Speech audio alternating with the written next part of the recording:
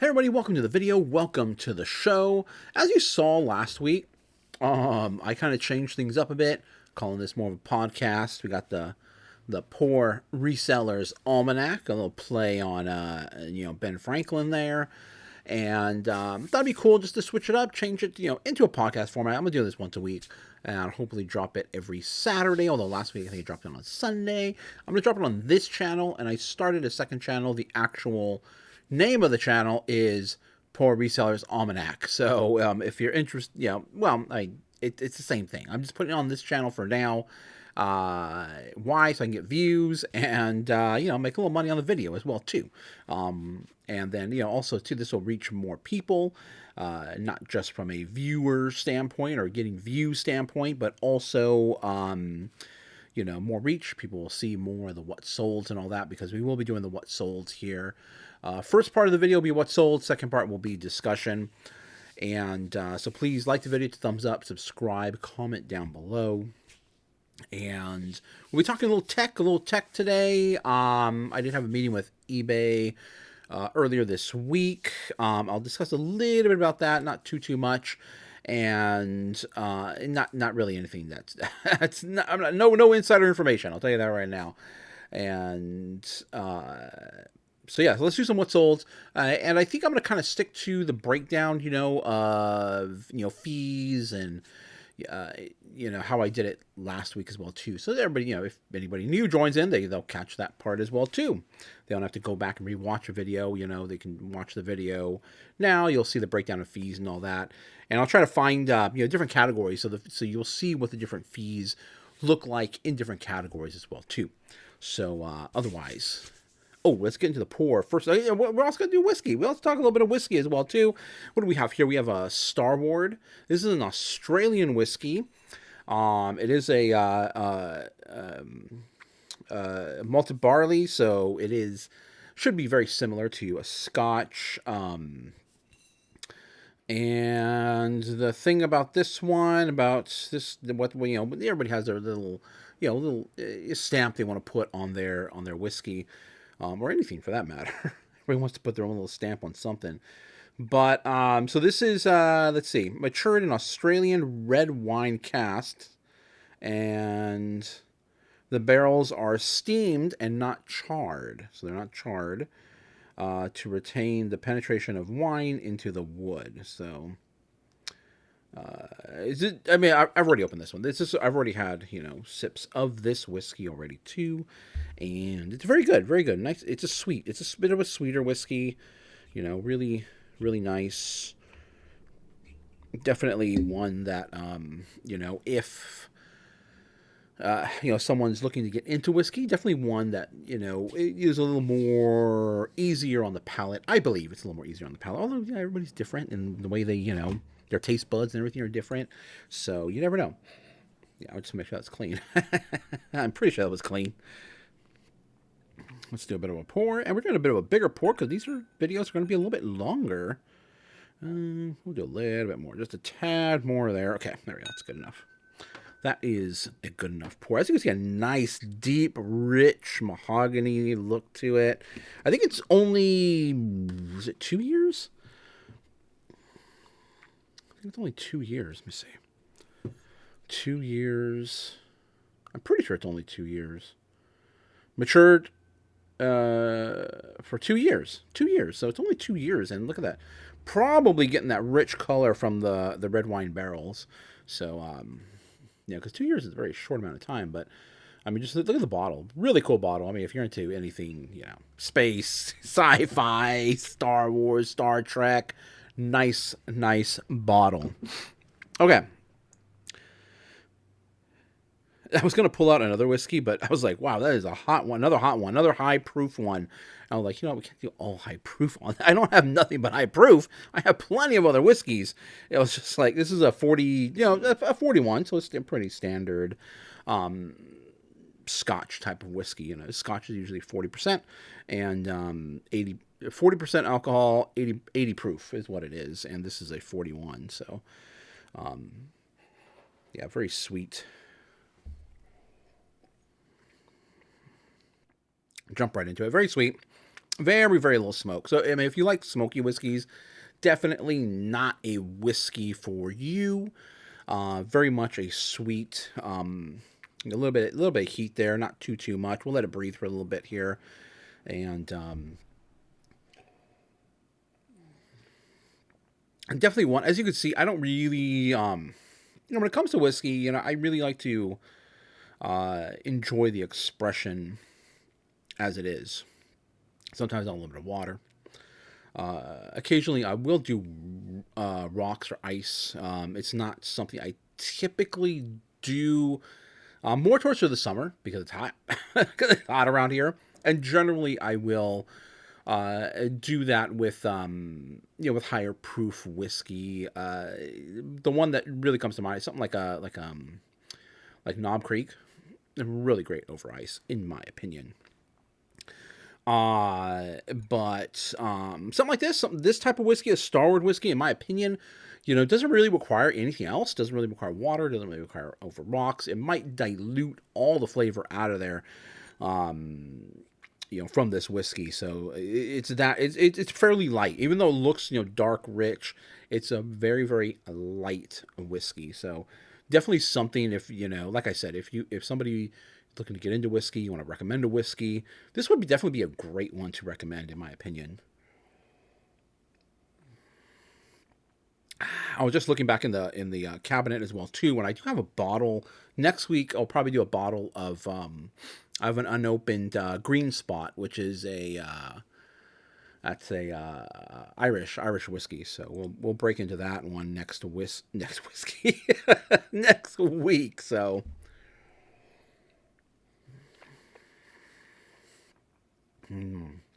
That's good. That's a good Friday. It's Friday for me right now, so this will come out on Saturday, but it's the start of the weekend, so that's a very, very good start to the weekend whiskey. All right. I think all whiskeys are probably a good start to the weekend. But let's go ahead and get into we'll do the what's sold, and let's do the break. We're going to do the breakdown first. So this is the breakdown of the fees, how much somebody paid for it, the shipping and all that stuff. So you'll see the full breakdown of an item here. Let me pull up the picture. So it's an Apple Watch. Not my traditional background. My daughter was cleaning her room, and this was her watch, her Apple Watch. It's a first gen, so an older watch, and she just wasn't using it. It was just stashed in her room, and she was cleaning her room. She was like, "Oh, I don't wear this anymore. Do you want to do something with it?" And I'm like, "Oh, I'll sell it. Why not? It's an Apple product. We'll sell it." And so I was on the dinner table, and I just snapped a quick picture right there on the table. It's an Apple Watch. I mean, you really don't need too much to sell an Apple. You just need a nice clear picture. That's pretty much it. Of course, I took additional pictures of the back, of the sides, and all that. It was still in great condition, so no real issues there. But you can see the title there: Rose Gold Apple iWatch. The model number, how the size of the case, and all that stuff there. And what did it sell for? What did it sell for? I hope I go in the right direction here. Let me make sure I go in the right direction. Yeah. Okay. Cool. Perfect. So what did it sell for? So the total it sold for was $40.99. The shipping was $6.66. And sales tax was $2.46. So the sales tax is based just on wherever the person is, whatever the sales tax is for where they're at. So for a grand total of $50.11, that's what the person paid. They paid that amount. Now, what do we earn? What do we earn from that? We earn, let's see, we got to start subtracting there. So we take out the sales tax, of course, the transaction fees, and I'll do a little breakdown of the actual fees shortly. $4.46 is what the eBay is taking out of there. Then the label, how much the actual label costs. So I did charge up. I did, price this one up a little bit, or increase the shipping just a little bit, because it is an Apple product, and people will pay up for Apple products, especially watches, phones, earpods, all that stuff. So they'll pay up for those. So you can definitely increase your shipping a little bit more than normal. And so the actual cost of the shipping label was $4.58. So we made a little bit of money there. And then this was an ad fee. So this was sold on an ad. I did put an ad on, or I put 9% on this. This is a first gen So it's not one of the more modern ones. I wanted to get in front of people's faces. I wanted to price it a little bit towards the lower part. It could have probably gotten a little bit more out of it, but I was like, I'll just price it a little bit lower. My daughter was using this the whole time. So yeah, we have money into it. I didn't buy this brand new, first of all. So I don't even remember how much I paid for it. I got it a couple years ago now, or 3 years ago now. So I really don't recall what I paid for it. So I was like, we'll just make something back. But there is a cost, there is some sort of cost associated with this. I just don't know what it is, because it's been so long and she's been using it. Well, she has been using it for a while now. So, and that's a great way to get started just on eBay, is just stuff you have laying around the house. Things you just aren't using anymore. Clothing you aren't using anymore. Shoes you aren't using anymore. Just start going around your house, finding items that you can sell online. It's a great way to get started. Some people are always like, I don't know what to do. I don't know how to do this. I don't know how to get started here, or what I should do. I'll wait till next month. Just, go around your house. Find items you have laying around your house. I'm pretty sure there are valuable things around your house that you can sell. And this happened to be laying around my daughter's room. So we have an ad fee. So what did I tell you? 9%. I put 9% on this just to get, try to get some more eyes. I really don't like to cross the 10% threshold. It's just, it's just my personal, what I prefer not to do. I just prefer not to do it. You can do whatever you want, depending upon, your own situation. You have to definitely, how much do you have into the items? Can you afford to promote this?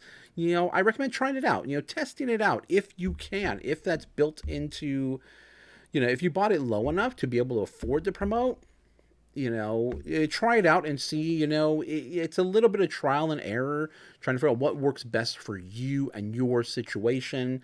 Everybody's a little bit different. Obviously, if you're going to promote it, the goal is to sell it faster. So do you need it to sell faster? Do you not need it to sell faster? There's so many, it's up to you. The choice is yours. I definitely will recommend giving it a try. And yeah, if you want to promote, if you want to move items quick, give it a try and just see what works for you. You can start out with the lowest if you want, which is like 2% is the lowest. You could possibly promote. This is standard promotions, by the way. You can, play around with it. And like I said, you just got to find the right balance. And for me, in my opinion, for this item, I was like, I'm gonna do 9%, try to get it sold quick. And so we had to pay an additional $4.51 in promotion for a grand. So what is actually deposited into the account and what we actually make on this item, $34.10. So not too bad. We got like, what is that, like just over $6? Was that about $7?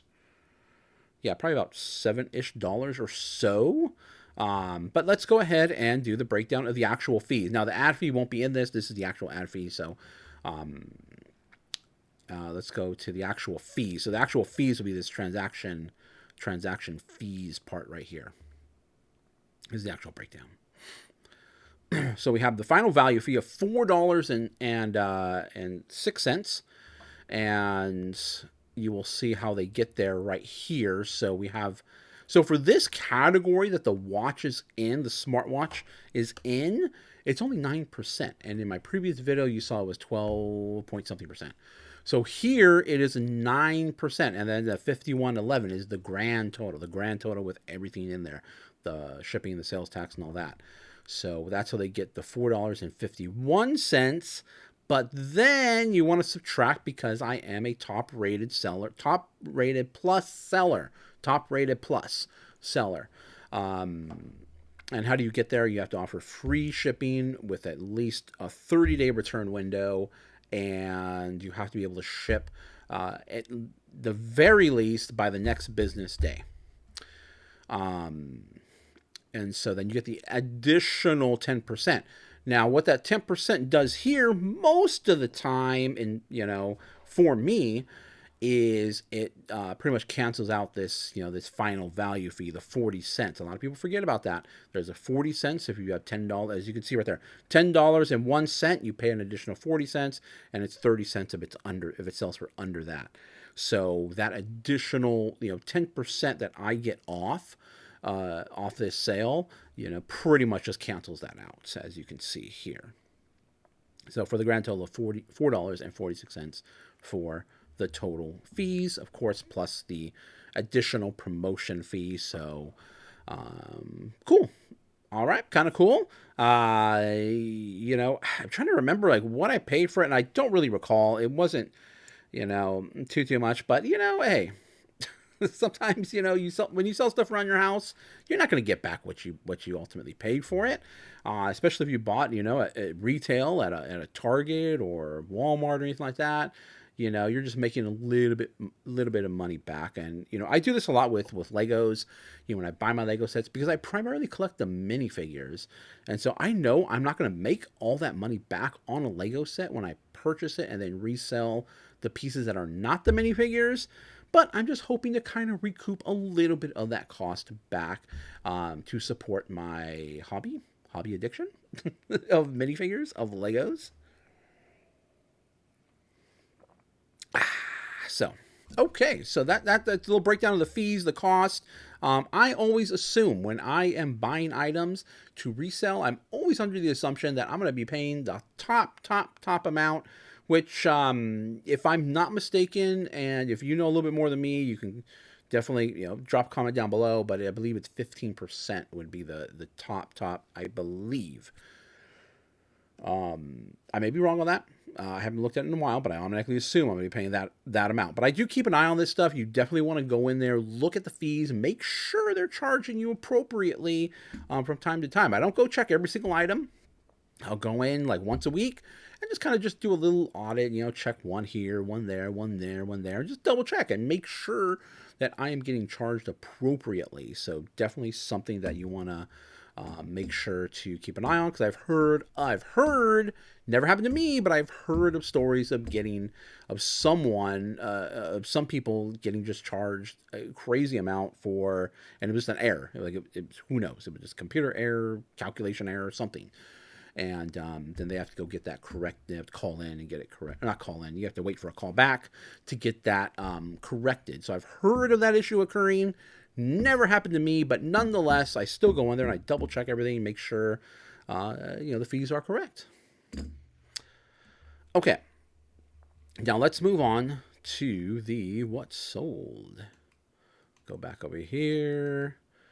All right. So right off the bat here, and I picked up another barometer, a really cool one today. I just happened to be at Savers, and I was in the area. I was dropping off packages. I was dropping my son off the mall, and I was like, you know what, Savers is right around the corner, and I just went ahead and popped over there really quick. I was like, all right, I have my camera with me. I was like, yeah, I might shoot a video. I might not shoot a video. We'll see. I might use the footage. I might not use the footage. But I did find some cool items. And I found another barometer thermometer. It's like a globe or Sputnik style. Really, really cool one. And you'll see that come up in a video pretty soon. But here's one here. A really cool brand to look out for. Luft. Barometer, thermometer. Vintage. Made in Germany. Really cool. This sold incredibly fast. It sold within about a couple hours after I listed it. And, when you see the video come out, you'll see what I thought I could potentially get for it based on comps and everything. But I actually got an offer of, and I paid, I paid under $5. You'll see the video. When the video comes out, you'll see how much I actually paid for it. I think it was $4.89 if I'm not mistaken. I have to go double check. I have that footage. My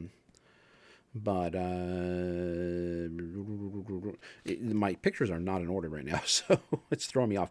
Okay, so $45. $45 is what this ended up selling for. Person shot me an offer within a couple hours. He shot me an offer, and I was like, "Yeah, I'm making money on it. Let's do it." So I pulled the trigger. $45 even. $7.67 is what they paid in shipping. This went in a $9.75 box. By the way, the watch went inside a tiny 4x6.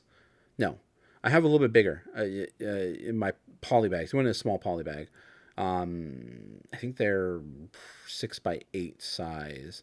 I don't do the 4x6 anymore because a few years ago I was having an issue where they were getting lost, and so I stopped using that size altogether. And I only use now. I have to double check on Uline, but I believe it's 6x8. I believe it's 6x8. And I got white ones too, so that they can always be seen. But $975 is what this went into. That's actually a plastic. It's not even glass. Yeah, and the outer part is brass. Really cool mid-century modern piece. And as you can see, I put the MCM in there. Throw that mid-century modern in there. Barometers do really well, especially the good vintage, the good well-made ones do really well. So definitely keep your eye out for them. This is definitely a good name to look out for. And it was just sitting on the shelf at a Goodwill. And you'll see that video, probably out maybe not next week, but maybe the week afterwards is when that video will come out. But really, really cool. So cool piece, easy to ship, and it was lightweight. Barely reached over a pound. And it went somewhere close because that shipping is a little low. So it must have gone, I don't remember exactly where it went, but it must have gone either to a state above me or to a state just to the,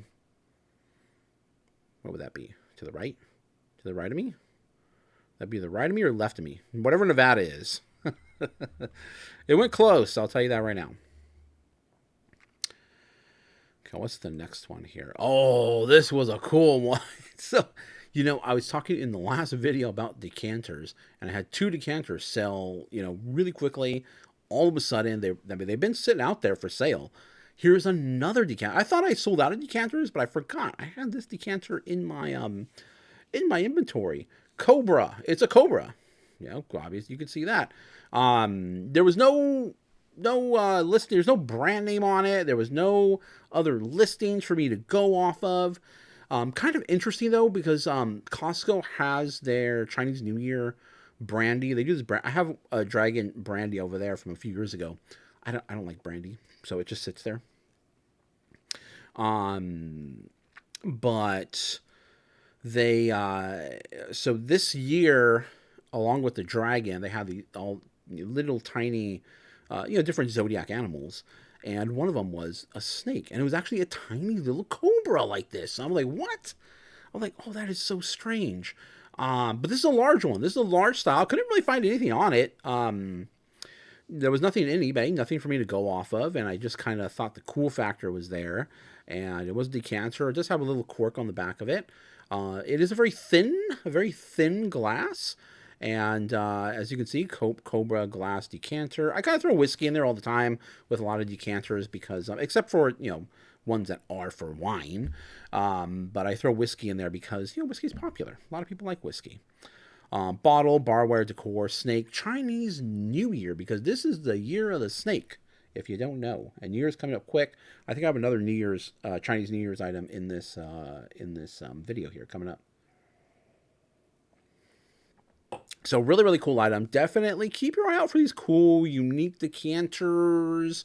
It's a little difficult. I was kind of using my experience on it. I was kind of like, man, this thing is just too cool to pass up. It had a nice polished bottom on it. Very thin glass, though. Very, very thin.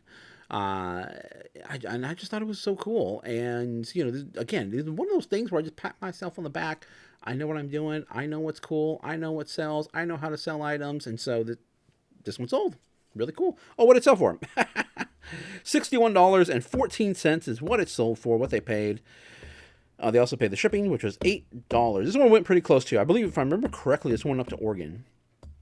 So $61.14, $8 went in a 12 by 10 by 10 size box is what this went into. So really cool piece.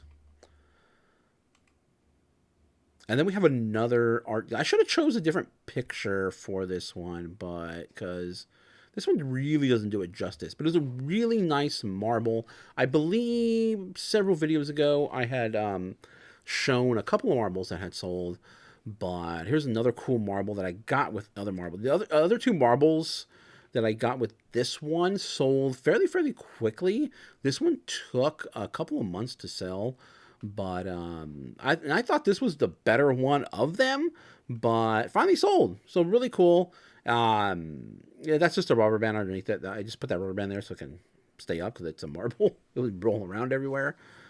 But it looks really cool, and if you look at it from the top, kind of looks like a galaxy, which is why I threw galaxy in there. We have glitter. It has the stars in there as well too. Just a really cool piece. You know, something to definitely keep an eye out for with these art glass pieces. Just recently I was at Goodwill and I picked up a couple of, I didn't buy them, but I picked them up and could tell that the glass just wasn't really that good. They were just a couple of paperweights and they were just not good glass. So I left them behind. They were priced well, but I just didn't think that they were, you know, the best quality. And so I ended up leaving those. But this one here is just a really nice feeling glass. You know, there's some glass that kind of feels like plasticky. And, you know, this one, no. This one was very high quality. Very cool. It's just something you kind of have to get used to by being out there in the field, you know, with different pieces of glass, and then eventually you'll get the hang of it. You get the, you know, the feel of the glass, and you'll learn. I mean, it takes time, and you know, you just got to get out there and see what's good, and see what's not good. And this one in a poly bag. You know, I wrapped it about 4 times in bubble wrap, and went in a bubble mailer. So really cool. It's very solid piece. Fairly heavy. Almost 1 pound is what this came to. It was like 14 ounces. Oh, okay. Here's the other Chinese New Year here. So we have Disney Parks. It's from Disney Parks, and obviously it has the dragon, you know, headband on there too. Mickey Mouse, Lunar New Year, dragon plush. I don't really think I have to say too much about it, but most Disney plush or stuff that comes from Disney Store, Disney Parks, it doesn't really sell that well. I think just Mickey Mouse and Minnie Mouse are just, you know, they're everywhere. They're all over the place. They make so many of them. So, you know, the market's kind of flooded with those things. And I think that's what really drives the cost down on those, especially the ones from the parks itself, Disneyland and or Disney World, even though those have a little bit more of a limited or kind of harder to get because you got to go to the parks to actually get those.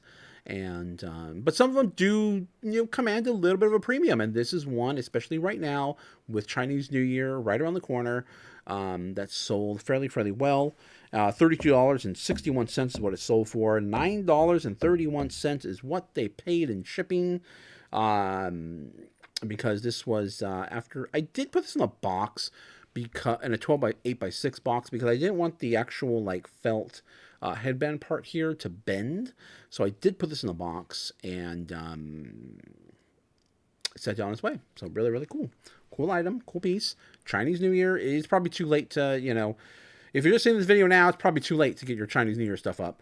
But, you know, definitely want to prep for that and prepare for that time of the year, that holiday.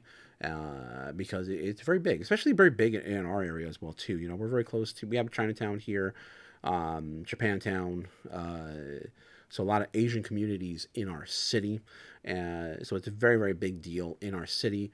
I think you might know about San Francisco. San Francisco has the parades and all that stuff. I think they do a parade in downtown as well too here, if I'm not mistaken. But very big deal.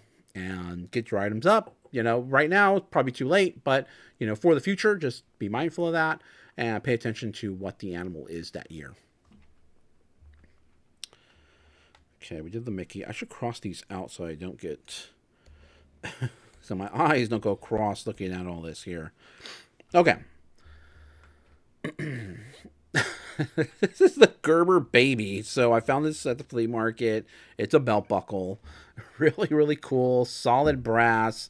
Of course, the Gerber Baby, pretty iconic. I believe the Gerber Baby, if I'm not mistaken, was the woman that was the medicine woman. I forget her name. Can't remember her name, but I believe she was something medicine woman in the TV show. I believe, if I'm not mistaken, she was the Gerber Baby. So very iconic image if you ever had children, you know.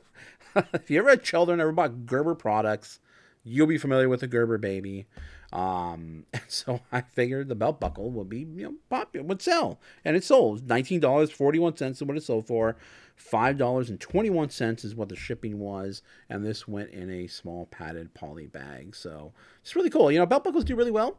I definitely sell, quite a few belt buckles. One thing really quick about, when someone says, I sell a bunch of these, I sell a lot of these, I sell a ton of these. I've been hearing a lot of people say, I sell a ton of these items. I sell a ton of these. I sell a ton of that. I sell a ton of that.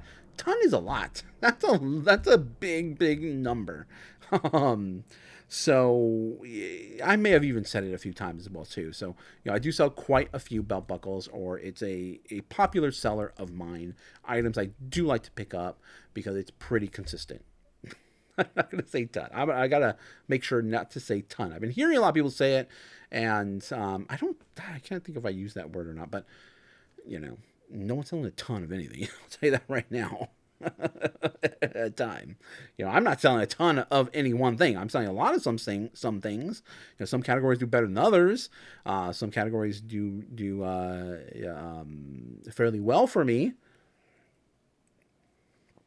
and are consistent sellers. Like purses, they are consistent sellers for me. It's a category I do really well in. They consistently sell. Watches, I consistently sell watches all the time. I don't think I have any watches in here, but I did find a swatch over at. I haven't been finding any swatches as of late, but I did find one today. It was very dirty, so it's going to require a little bit of work to clean it up. But I thought it was really cool, and swatches do really well. So I do like to sell watches, but make sure, the one thing about watches is make sure they sell well if you can replace the battery in it. So Amazon, probably the best place to get a bunch of batteries. And every time I run out of batteries, I just order another set. They usually come in like 10 packs or something like that, and comes in handy. Get yourself a watch tool kit as well too. Comes in handy as well too. Helps you open. Some of the backs are kind of weird, and it'll help you getting into some of those backings of the watches. Okay, this here's a vintage address book, and so these things still do sell. Not everybody puts, I guess a lot of people put stuff in their phones and all that, but not everybody. Some people still like to handwrite everything. And, just like organizers, planners, all that stuff, they do really well. I sell, it's a very good category for me. I do sell quite often in that category. And here we go. Another address book calendar organizer. Really cool. Now what really, I wouldn't have not have picked this up if it was just a blank, black a faux leather cover, but the fact that it had the rose on there really was what I think got this item sold, and I definitely included that in the title. Really cool, just retro piece here. Keep your eye out for it. Address books, planners, the vintage stuff, people still look out for these things. The vintage do a lot better than some of the modern ones do really well too. If you can get them for a good price, they don't really go for that much, but the retro older style do a lot better. $15.88 is what it sold for. $6.66 is what the shipping charge was on that. And this went in a padded poly mailer. Okay. Next item up here is a Starbucks puzzle. Now, something to be on the lookout for, but I don't know. I don't know if it's really doing that well anymore. At least for me, it's not doing that well. Is the Starbucks Reserve. The Starbucks Reserve mugs or Starbucks Reserve anything, and this is a Starbucks Reserve puzzle, haven't been moving that well. So I have, along with other Starbucks mugs, unless it's something, a Starbucks, one of those at here, you are here style mugs, unless it's one that's not from our country, those aren't doing very well at all. So definitely be cautious and look them up. And also, too, they will be priced up. Whenever there's a Starbucks mug, it's going to be like $5. So at least for me, it's going to be $5. And the Reserve mugs used to do better, but not anymore. So I'm not really picking those up anymore. But this is a Reserve jigsaw puzzle, brand new, kind of cool, Never seen it in Starbucks stores before, but what did it sell for? It sold for $32.48. This went in one of my large padded poly bags, and $7.24 is what they paid in shipping. I definitely would not pick this up if it was used. I really don't pick up any puzzles if they are used, because you don't know. You want to start assembling puzzles. You want to waste time doing that. The money isn't there to waste the time in assembling puzzles. For most puzzles, I should say. Some puzzles are worth it. Just like every category, there are some that are worth it. But most puzzles, I come across at least, aren't worth the time if they are used, to try to go through it and try to figure out if there are any pieces that are missing or not. So I'll generally stick to the ones that are brand new. And this was brand new. So really cool Starbucks puzzle.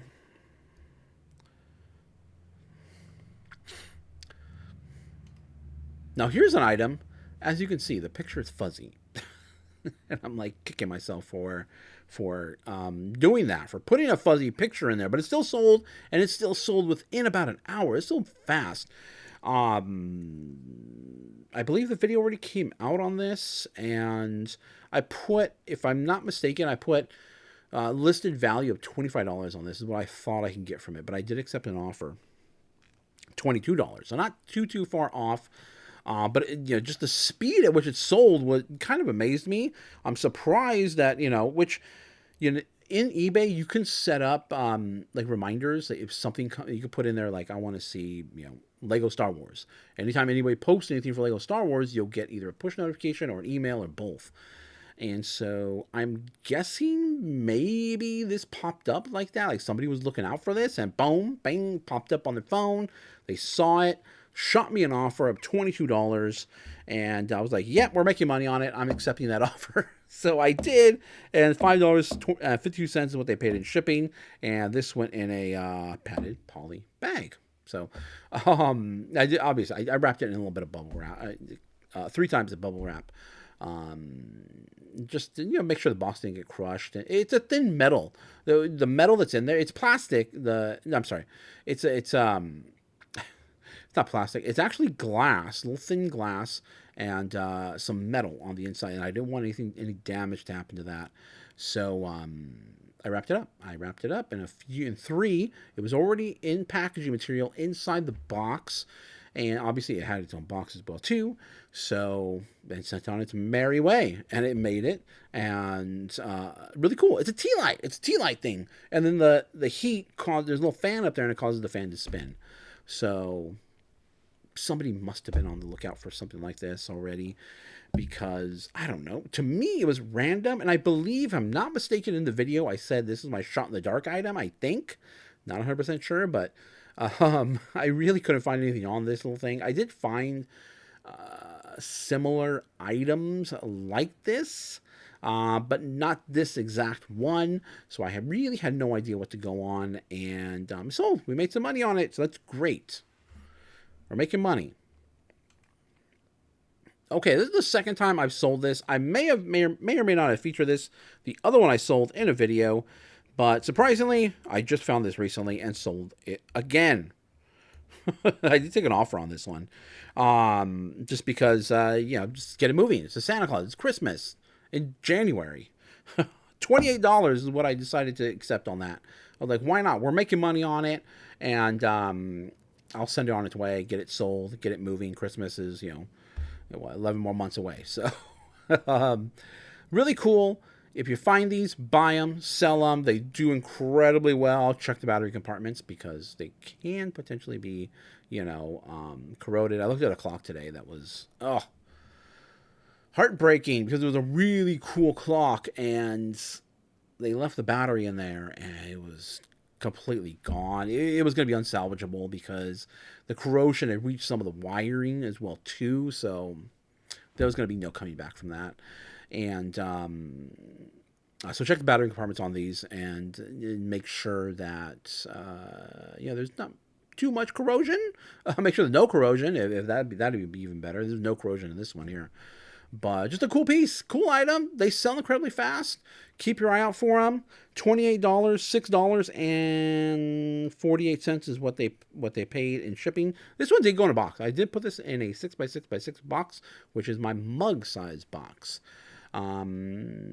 Just because I didn't want anything to happen to it, didn't want anything to break on it, and it made my life feel easier putting it in a box. So really, really cool. So keep your eye out. Attico, Santa Claus, playing the drums. Plays different tunes as well, too. Different, obviously, Christmas tunes. Okay, this is really cool. Just really cool gothic look to it. Looks almost like the if you look at the little little latch, little handle thing there to open it, it looks like a door knocker. It's really cool. But KBD Gothic style purse, KBD Studio purse. Really, really nice, cool, soft leather on it. Just really well made. Really well made. As you can see, crossbody. If it's got crossbody, if you can get that across your body, I'm putting crossbody in the title. It's a popular word to use. Great keyword to use. Women bag studded. Christian because of the crosses. Christian Gothic. Gothic is a style. Many people associate it with people that dress like Gothic style dress wear, but it's also an architecture type of style as well too. Nice soft leather, really cool piece. And what did it sell for? $40.81. $6.84 is what they paid in shipping. It was a little heavy because of the metal pieces that are on this. It did have a little bit of weight to it, but we make money, a little bit of money on all the shipping here. Most of the shipping. Generally, if it's about 2 pounds, we're not going to make any money on that. If it's under a pound, we can generally make $1, $2 here or there. Generally, for the most part, it's about $1 or so that we can make on the shipping. What's next? Oh, I skipped one. Did I skip one? Oh, okay. That one will probably be coming up. I know there's something was out of order here, but just a really cool art glass piece. No name, no signature, no nothing. Kind of has like a shell design to it. Just a well-made business card holder. People still, I'm telling you, all this paper stuff, people still look out for items to house the paper stuff, like planners, business card holders. So if you got cool pieces, you can't pay too much. You can't pay too much for these things. $11.84 is what it sold for. $6.25 is what they paid in shipping. It was just a really cool glass piece, well made, handcrafted. It's gonna be a difficult sell. I'll tell you that right now. It's gonna be a difficult sell when you have really nothing to go on. You gotta get good at keywords, describing your item, trying to get the right, target the right buyer. Art glass is really, really good to use. Business card holder, obviously, what is it?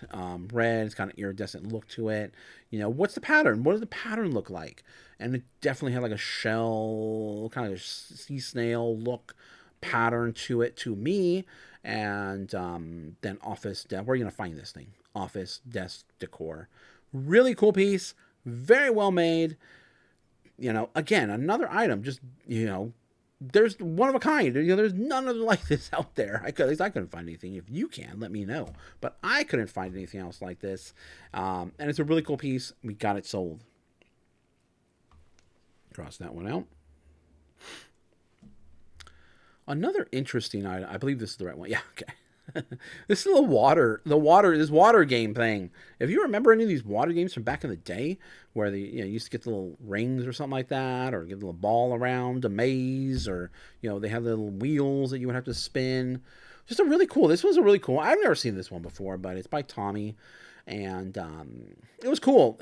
I thought it was cool. I picked it up. We sold it $15 even is what it sold for. $6.07 what they paid in shipping. Obviously I emptied the water out of it. I don't know if a lot of them you can, but this one you could.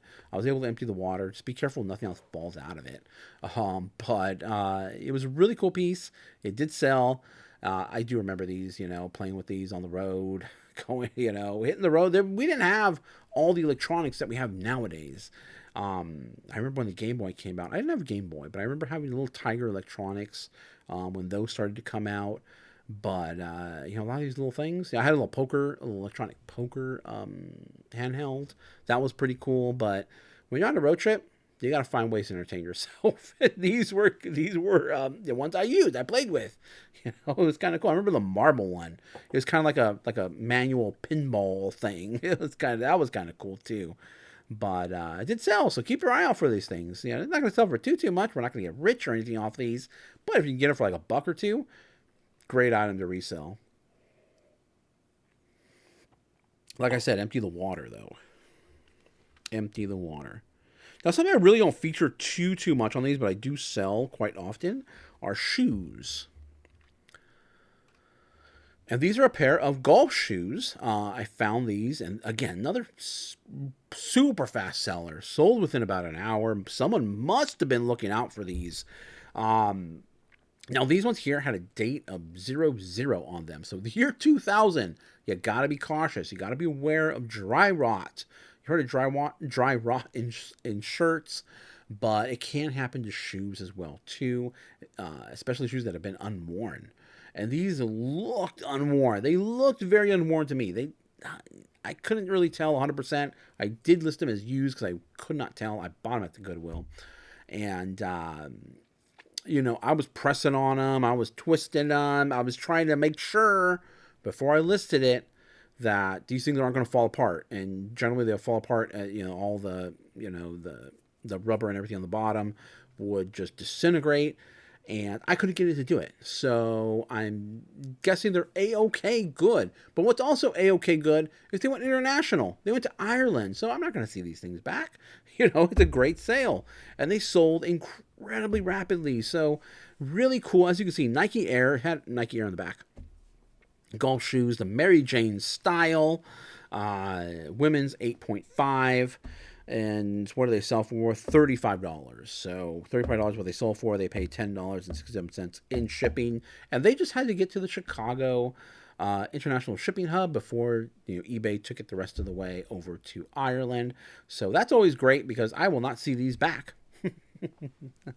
So pretty cool. But I did my best to test them to ensure that they were not dry rot because they appear to never have been used.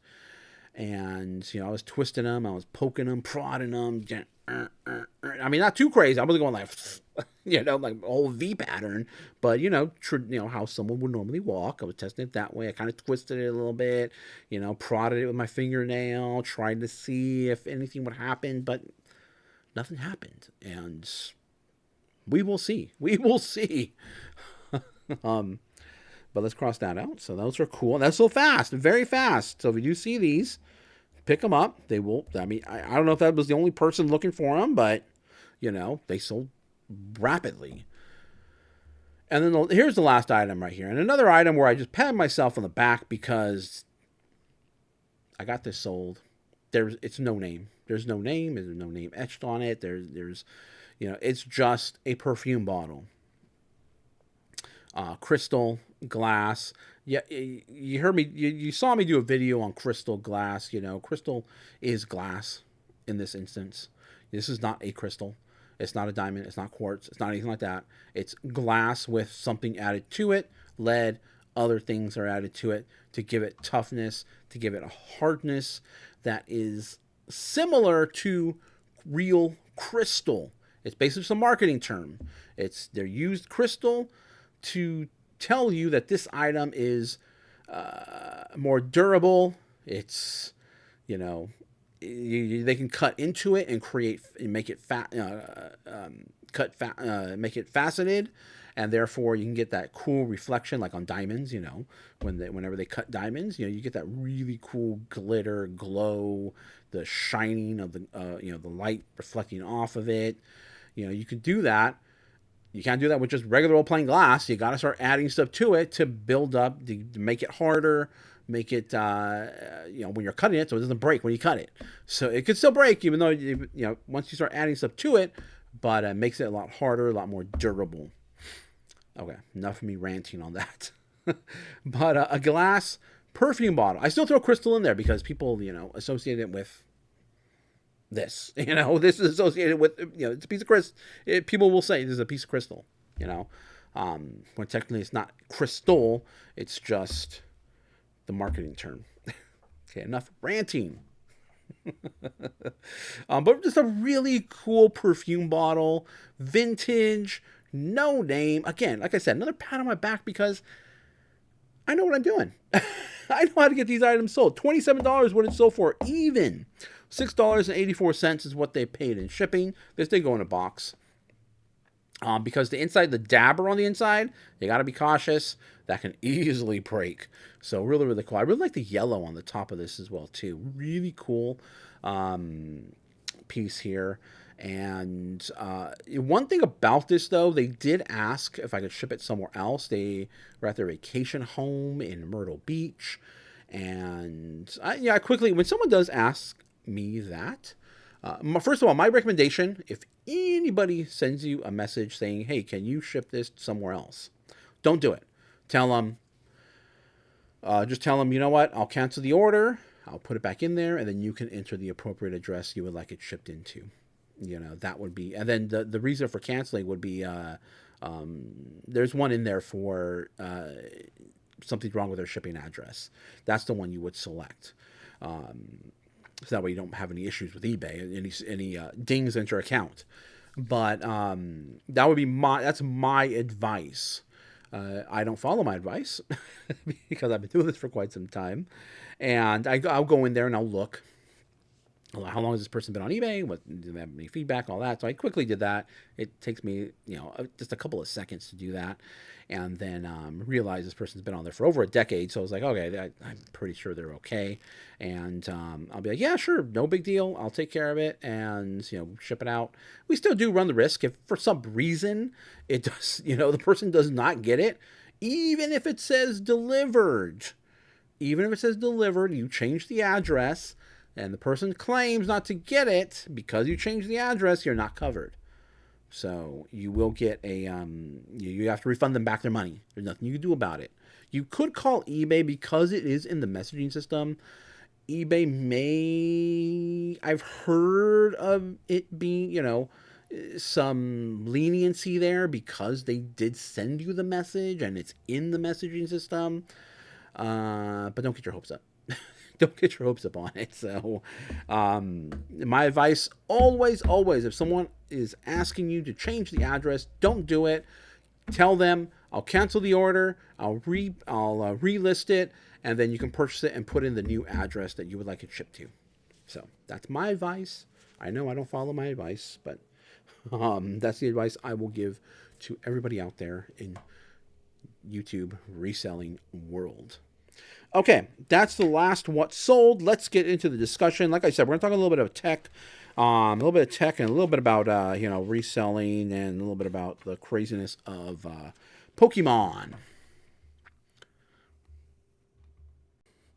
Okay, so I wrote down some notes. Since I'm going to do this show once a week, and, I just want to be a little more prepared. But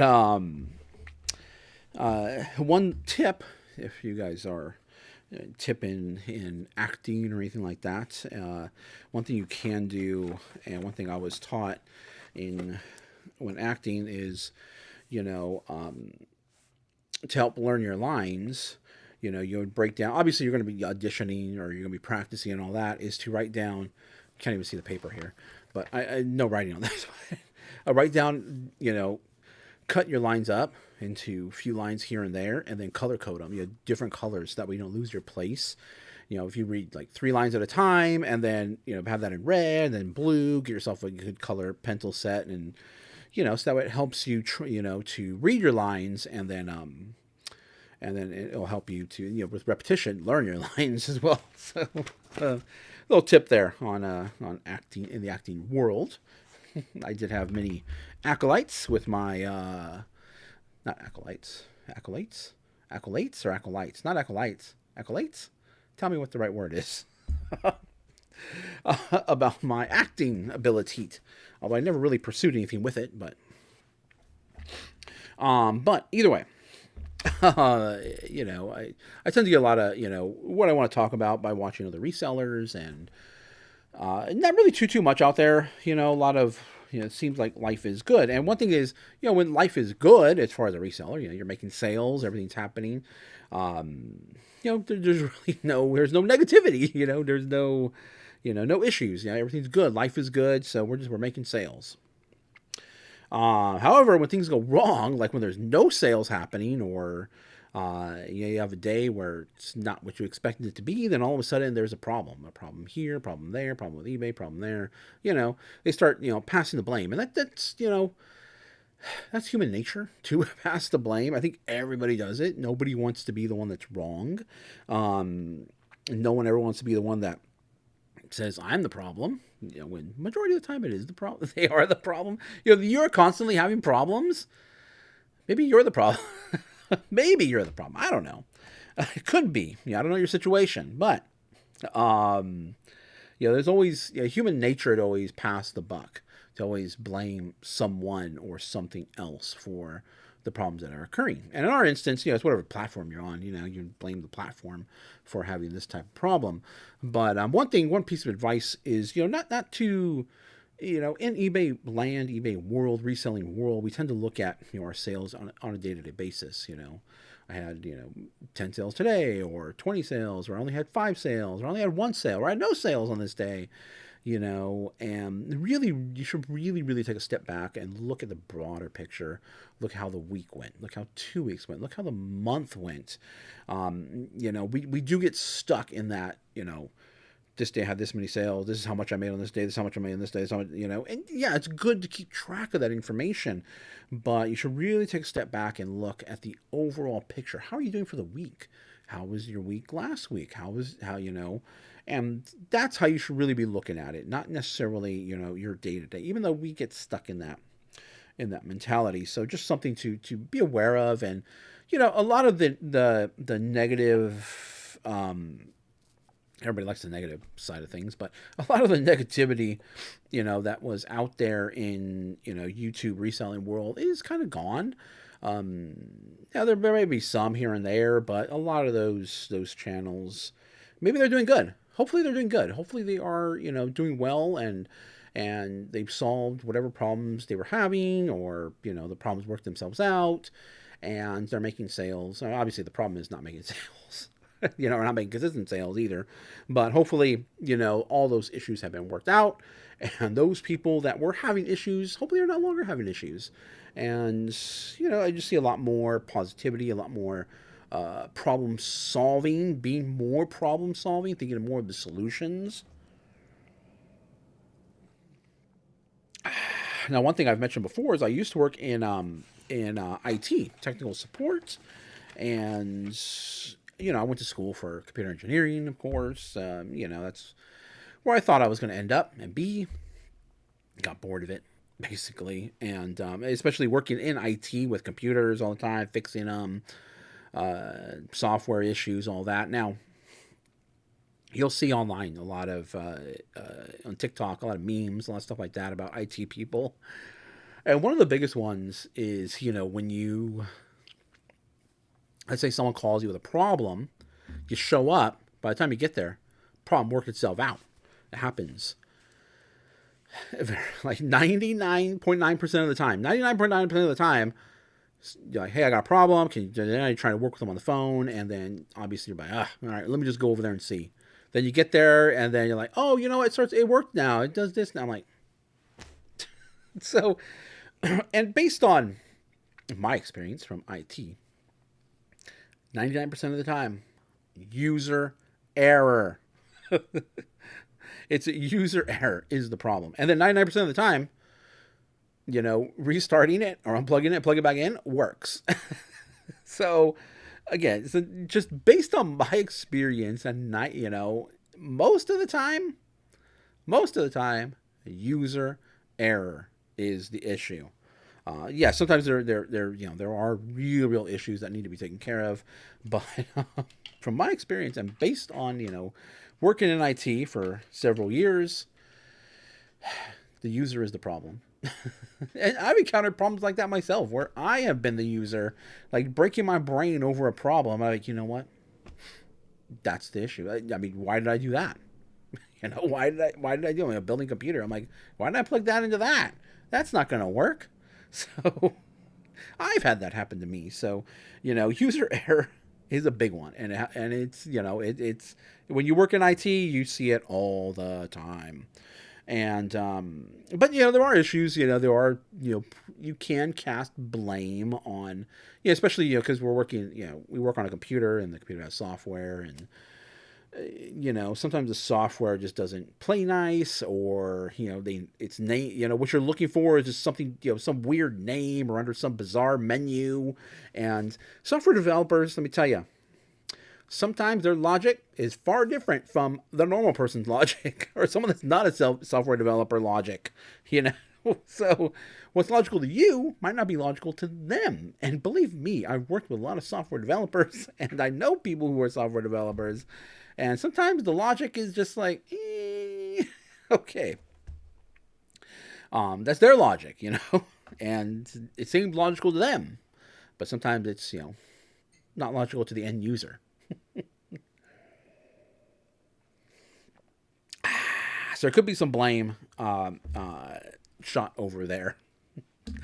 Either way, I did meet up. I had a meeting with eBay this week, and I do have, a closer relationship than most with eBay. Does it grant me any, privileges? No, no, it does not. I'll tell you what, I've tried to get, feedback removed. I have the same problem everybody else experiences. I've talked about, the last few weeks, I've been a bit of a slacker. I've been sick. I've been a slacker, blowing every which way the wind blows, and haven't been getting things done. I'm starting to get back into routines again. And, what happens is my sales kind of drop off, and they have kind of dropped off the last few weeks. Things are coming back to normal. And so that, because I do have some direct contacts at eBay, people I can reach out to, it doesn't give me any benefit at all, really. Nothing, I still have the same problems. I still got to go through the little chat bot to try to talk to somebody. I will have feedback not removed. I have some that I believe are not, not right. I should be taken off, but they have not been. So I'm like, okay, whatever. It is what it is. I think I've mentioned this before. Some people, when it comes to feedback, some people are just not going to be able to satisfy. But either way, there's a lot of talk about AI being introduced, into, what eBay does. And, it is for the benefit of us and eBay, obviously, to make money, to make more money, make it easier to get items sold. And, but one thing about AI, and this is where we talk a little bit about tech here, what the true definition of AI, this is not it. What everybody's saying is AI. This is not AI. It's just incredibly good search engine giving you amazing results very, very fast. How do they achieve this? Well, first of all, let me tell you, there was a company a long time ago or it's still around, or I worked with them a long time ago, or I worked with the software a long time ago. It was called Oracle. It's a database software. And it was very ahead of its time. It was very, when communicating with the software, obviously we're typing, we're not speaking, not like, we can do now. It was very much like just communicating with a normal human. So this whole, like ChatGPT, where you just talk to it and it gives you answers, has been around for a long time. The issue is that the hardware just wasn't there, and then the speed of, your internet, basically, your internet speed just wasn't there. It's here now. The hardware that does all the processing, it's pulling all this data, and there's a lot of talk, you probably hear this in the news about a company called NVIDIA, which is, on the forefront of AI, AI hardware. And, I've been using NVIDIA products for a very long time. And during the pandemic, they were well known for their Bitcoin, their what do you call it, mining cryptocurrency, and they were very good at it. Nowadays, it's not really, the cryptocurrency, the difficulty is very, very high now, so it's kind of beyond graphics cards capabilities. I mean, well, you can still get enough together, but the cost of electricity and the amount of electricity you need, the systems you would need, the room to house them all, the heat that they generate is far beyond many, many capabilities. There are more efficient ways to do that. So, but NVIDIA was slowly transitioning into AI, and these graphics cards are very, very good at AI and processing. So, one thing that makes them really, really good at it, not just the architecture, which is too complicated to get into here, but just a couple of quick things to know, is there's on a computer, when a CPU is CPU, everybody knows the CPU of the computer, the brains of the operation, does what's called serial processing. Think of it like a traffic light, like a traffic stop, okay, like stoplights. It's going to let some data through going this way, and then it's going to be, all right, you stop, and the data comes this way, and then you stop. So, it's taking turns. The data's kind of taking turns. And which is good. But with a what we call a GPU, or the graphics processor, the NVIDIA, graphics cards, they use what's called parallel processing. And parallel processing is basically, we're going to let everybody go in one direction, and we're going to have 100 lanes open. So just think of a freeway, back up, if you're backed up on a freeway somewhere, just think if you had 2 more extra lanes, 3 more extra lanes, 4 extra lanes, on that freeway, and you're just sending data down that thing, and it is just chugging away. Excuse me. Hold on. Just finished my whiskey there, and I grabbed a little bit of water. Just getting a little bit of a dry throat here. Okay. But, so the hardware that's behind AI is just really, what we're calling AI is just really, really good at this point.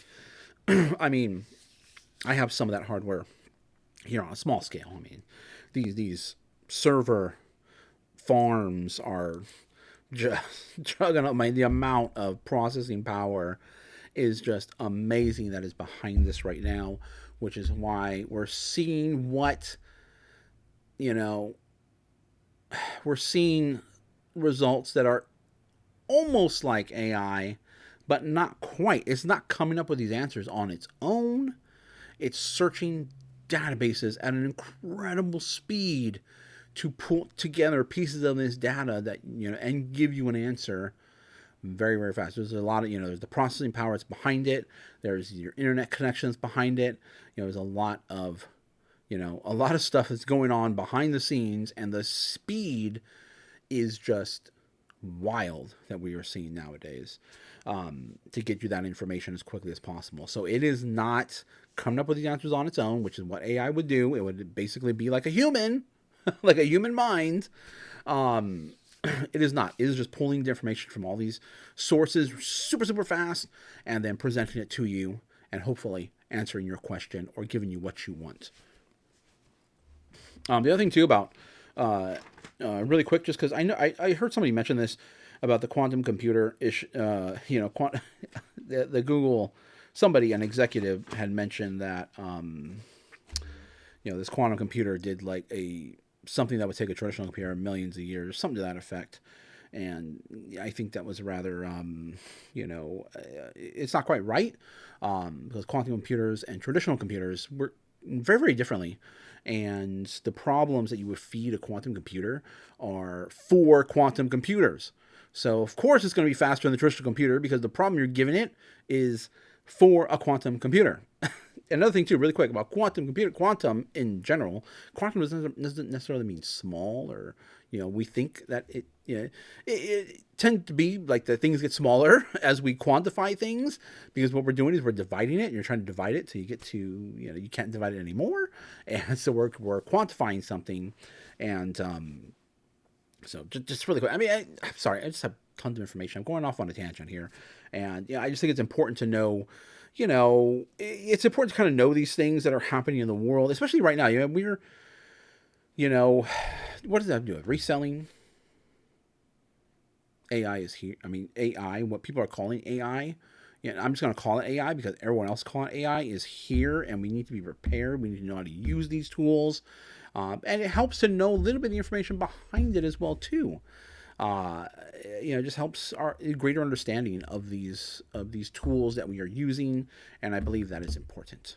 Um, in regards to speed and or connections, if you have any issues with computer networking at home, especially with your internet connection, let's say you want to, you're using your computer in an area where you don't get a great connection, a wireless connection maybe.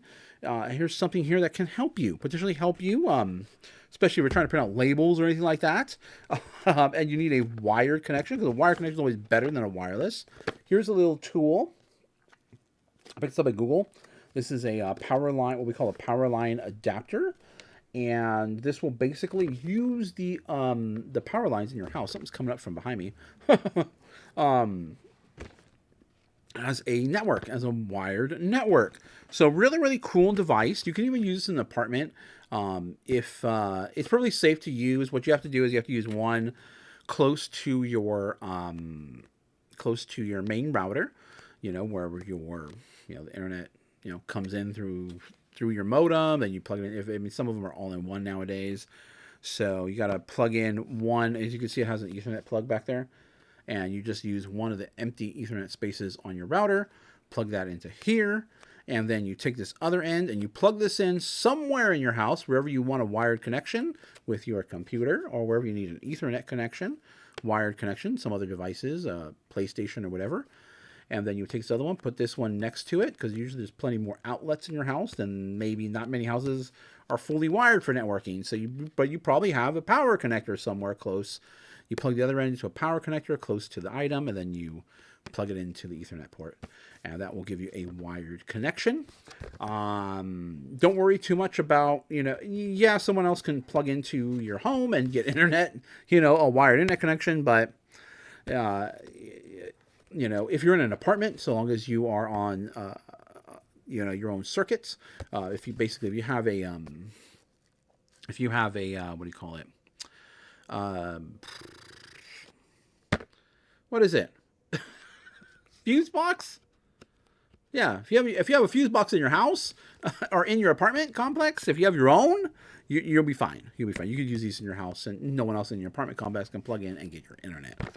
But really, really cool. If you need a solid connection, it's not going to be as fast as wiring it directly to your router, but it will be a good, solid, reliable connection. So these are very, very handy, and you can find this at Goodwill. I found this at Goodwill. Reselling wise, no real issues out there that I'm aware of. One thing to note is that the UPS and USPS contract has ended at the first of this year. So I believe it affects SurePost. So if you SurePost, what would happen was UPS would transfer packages over to USPS for the final leg of the trip, and that's not happening anymore. So just something to be aware of. I'm pretty sure UPS is just no longer transitioning any packages over to USPS. But I will have to double check that. But I haven't seen the UPS. Well, then again, I always avoid the UPS truck at my USPS because they are ruthless when it comes to packages. But just something to be aware of. It's no longer a thing. So if you were sending UPS, SurePost, with the hope of it getting transferred over to USPS, so that way it can make its way to a P.O. box, that's not going to happen anymore. UPS, FedEx do not deliver to P.O. boxes, so make sure your shipping is set up appropriately for your packages. And if you have anything out and about right now that is SurePost, it will get returned to you if it was going to a P.O. box. So just something to be aware of. Another thing that's kind of wild out there that I've been seeing a lot of is the Pokemon craze. At Costco's and at stores that are stocking this. I forget what it is called, Storming Rain or Storming Water. I don't know. I kind of missed the whole Pokemon boat. I was already in high school when Pokemon came out, and so came out here in the U.S. And so it wasn't really a thing for me or my friends. We were more into we were doing high school things, and so it wasn't our jam.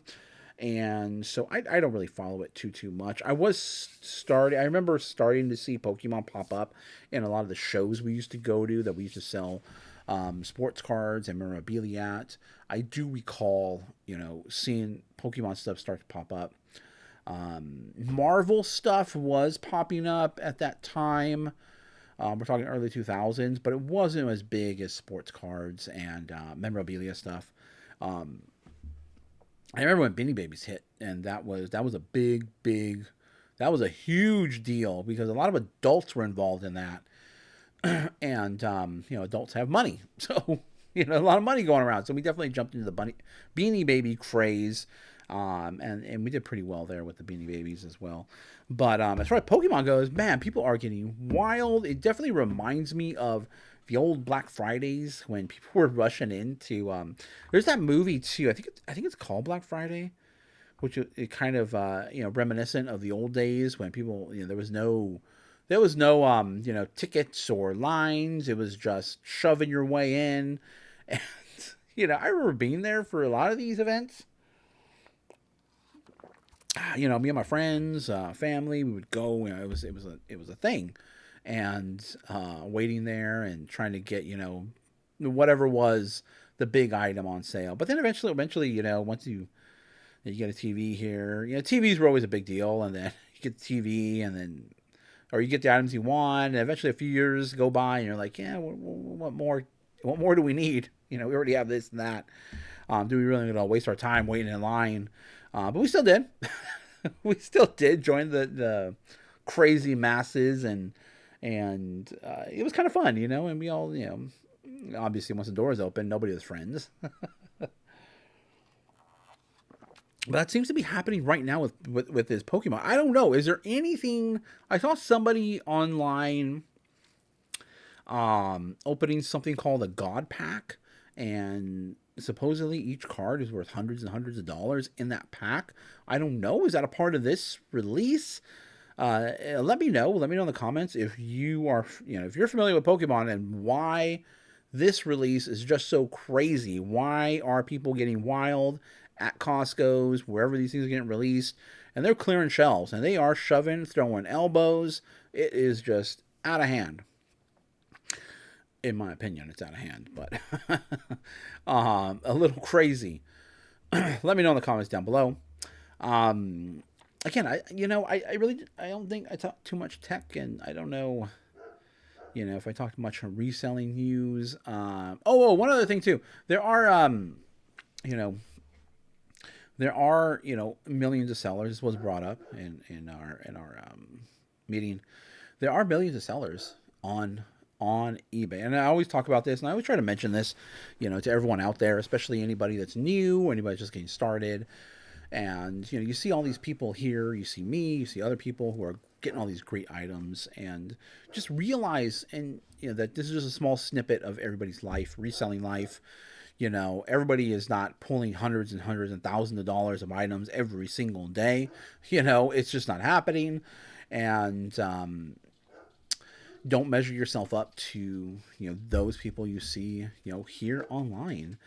Just understand that the reselling YouTube community is actually quite small when it comes to those the broad or the larger picture of people who are selling on platforms like eBay and other platforms as well too.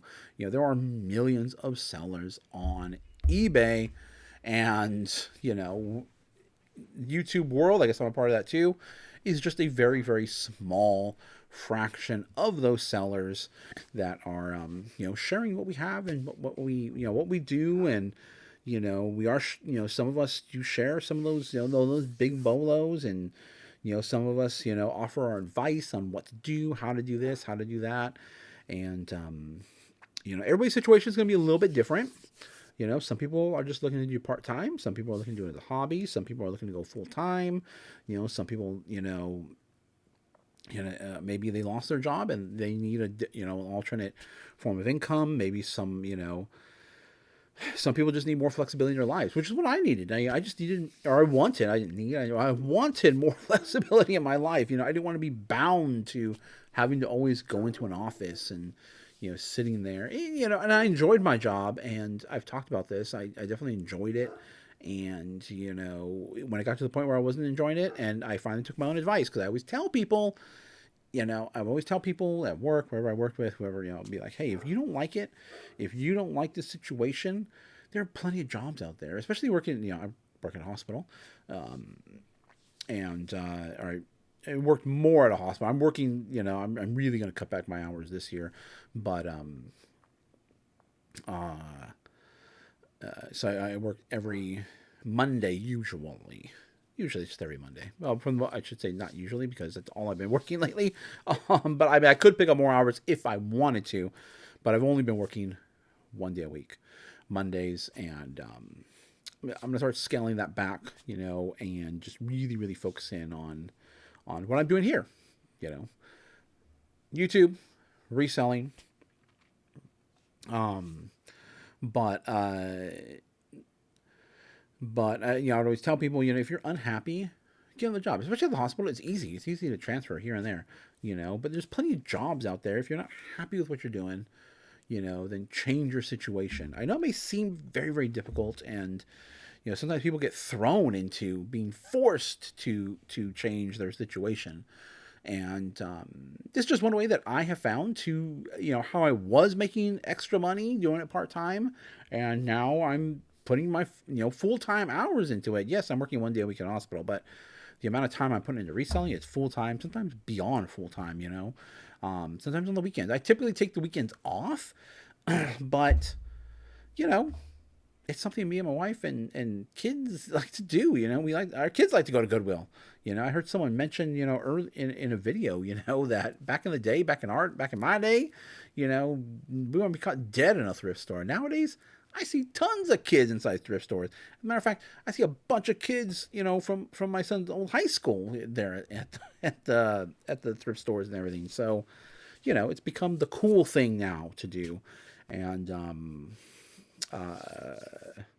but either way, reselling, and that's one of the reasons why I decided to. I saw people on here sharing their experiences, what they're picking up, how they're shopping, what they're selling, and all that. That's why I thought, I could do the same thing. And also, too, it's another way to earn some money as well, too, is through, YouTube videos, social media. Definitely a way to earn money as well. Definitely another avenue.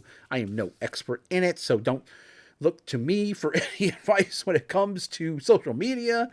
I am just, still here at the bottom level, trying to build my way up. But I can definitely help I can definitely help with reselling and eBay, because I've been doing that since 1999. I've seen all the changes. I've seen the ups and downs of different markets, especially the sports car market.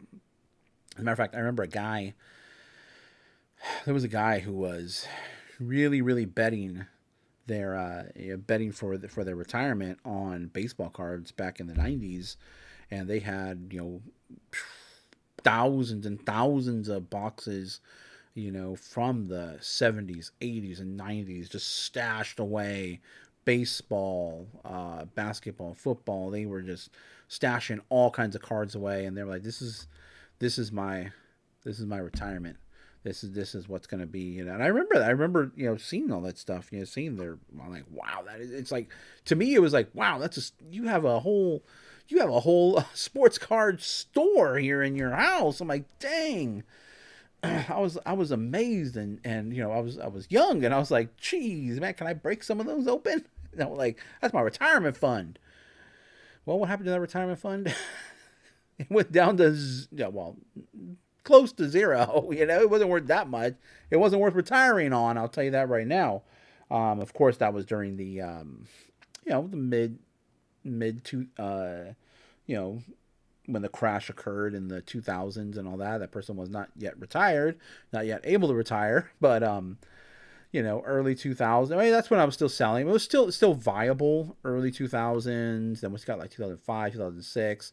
Then you start to see a shift in the market, and then the bottom fell out of trading cards. Not that there was no shows or anything going on. There was still plenty of shows and memorabilia and all that stuff. But as far as what's called the junk wax era, they overproduced it and the market crashed. It can come around again in any category. Any category. It doesn't matter what category it is. There could be a crash in any category. Just something to be aware of. Just something to be constantly monitoring. Like I was saying about Starbucks mugs. You kind of, as you're selling stuff, you kind of learn like what's selling, what's hot, what's not hot, and all that. I'm rambling now, so that's it. But I'll tell you what, decanters are selling really well right now. Decanters are selling. Very small sample size. I've only sold 3 rather quickly in the last couple of weeks, which, is kind of odd, but who knows? Who knows? But either way, thank you for watching. This is the Reseller. This is the Poor Reseller's Almanac podcast. Thank you for watching. Hey, you've made it to the end. Thank you guys for watching. If you enjoyed this content, please like the video by hitting the thumbs up. Subscribe to the channel by hitting my little round icon down below. It really does help us out here. Also, you'll find a couple of selections. You'll see a playlist of videos to watch and my most recent video that I did upload.